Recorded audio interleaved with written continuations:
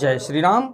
आइए चलते हैं हम आपको फिर पुनः लेके प्रभु श्री राम के रामचरितमानस की कथा लंका कांड में, जिसको पढ़ने और सुनने मात्र से ही हमारा आपका देश संसार का कल्याण हो जाएगा।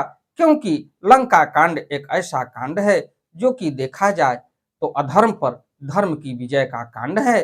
तो पिछली कथा में मैंने आपको बताया था कि प्रभु श्री राम और रावण के बीच युद्ध छिड़ गया है। अब इसमें देखा जाए कि आगे युद्ध का निष्कर्ष क्या निकलता है, तो आगे की कथा में मैं आपको ले चलता हूं। ओम श्री जानकी वल्लभो विजयते, ओम श्री गणेशाय नमः। हमारी वीडियो, हमारी कथा आपको अच्छी लगे तो वीडियो को लाइक करिए, शेयर करिए, चैनल को सब्सक्राइब करिए, बेल आइकन दबाना ना भूलिए, जिससे हमारी कोई भी महत्वपूर्ण धार्मिक वीडियो आप तक शीघ्र पहुंचे, आपका दिन मंगलमय हो।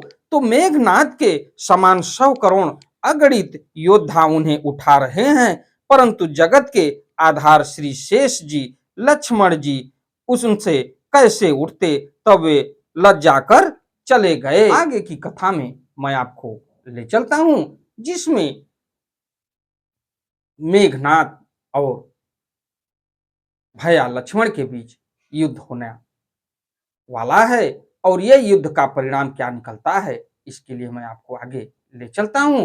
तो 9 खंडों में ऐसी आवाज भर रही है, प्रचंड रुंड धड़ जहां तहां दौड़ रहे हैं, और आकाश में देवतागण यह कौतुक देख रहे हैं। उन्हें कभी खेद होता है और कभी आनंद होता है। तो खेद कब होता है?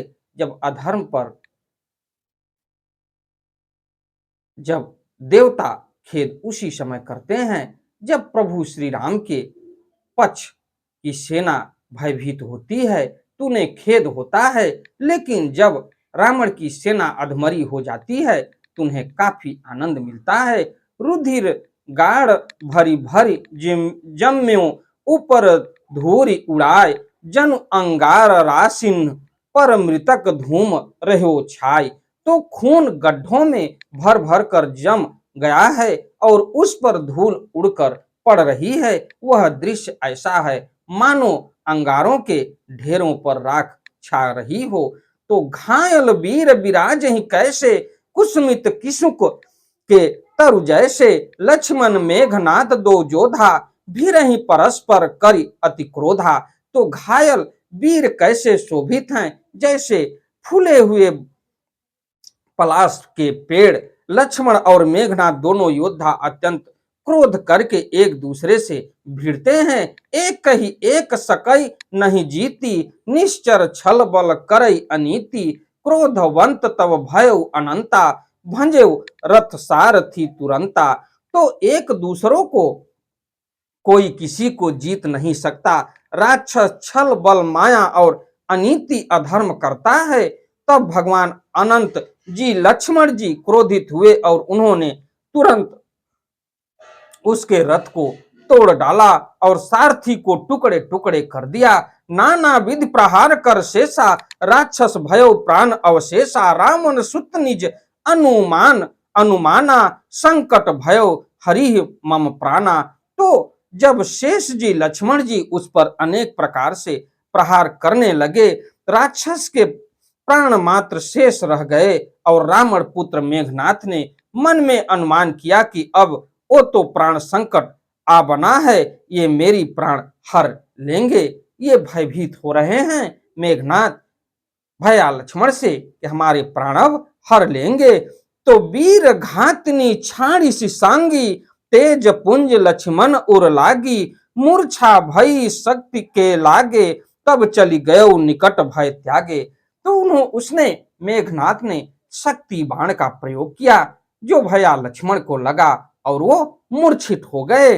तब उसने वीर घातनी शक्ति चलाई। वह तेज पूर्ण शक्ति लक्ष्मण जी की छाती में लगी और शक्ति के लगने से उन्हें मूर्छा आ गई। तब मेघनाथ भय छोड़कर उनके पास चला गया। तो मेघनाथ समकोटि सत जोधा रहे उठाए, जग दाधार शेष किमि उठे चले खिसियाय। तो मेघनाथ के समान 100 करोड़ अगणित योद्धा उन्हें उठा रहे हैं, परंतु जगत के आधार श्री शेष जी लक्ष्मण जी उनसे कैसे उठते, तब वे लज्जा कर चले गए। तो सुन गिरिजा क्रोधानल जासु, जा रही भुवन चारि दस आसु, सक संग्राम जीत को ताही, से वही सुर नर आग अग जगम जाही।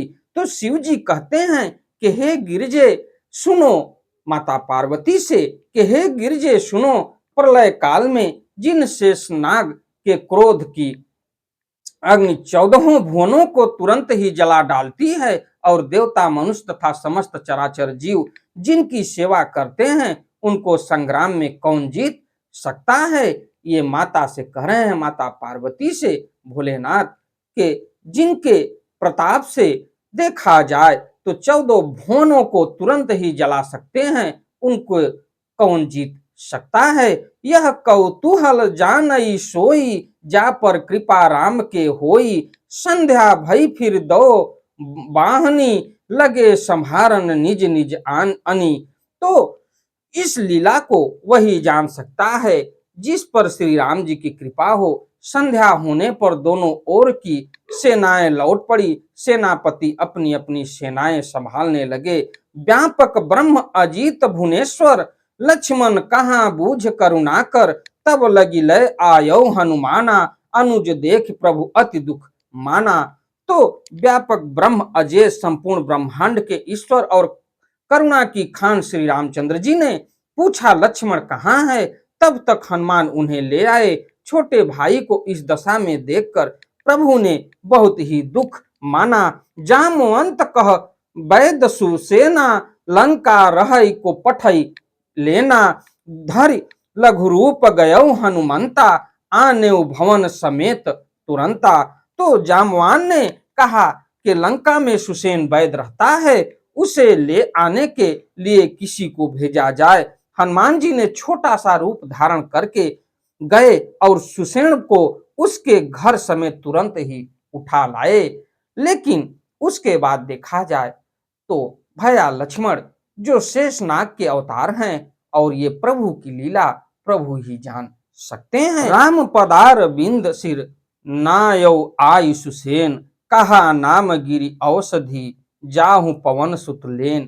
तो सुसेन वैद कह रहे हैं कि श्री राम जी के चरण बिंदों में सिर नवाया, उसने पर्वत और औषधियों का नाम बताया और कहा कि हे पवन पुत्र औषधि लेने जाओ।